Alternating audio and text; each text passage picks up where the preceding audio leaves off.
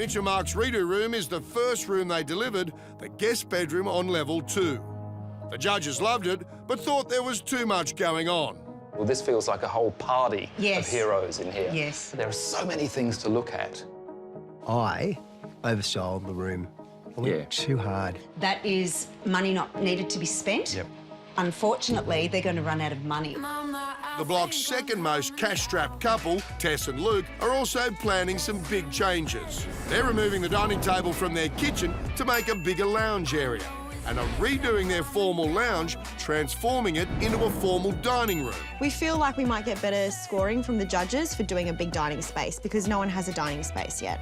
So repainting the room, fixing up any little defect here and there, and ordering new furniture. Deb and Andy are also making changes to their first guest bedroom on level 2. So the redo room, we're changing the skirting board, we're repainting, we're changing furniture, new rug.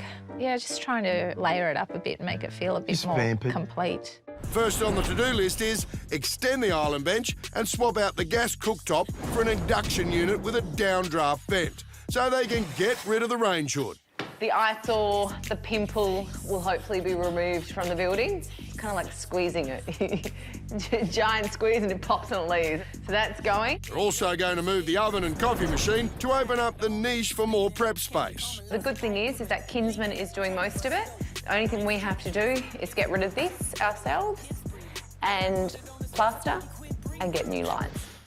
Jessie and Mel have chosen to redo their master bedroom on level 3, and with the help of some extra cash, it should come up a treat. We just want to change a few of the styling items, change the bed, get some new artwork, change the bedside tables, add some more lamps, and we'll paint it fresh.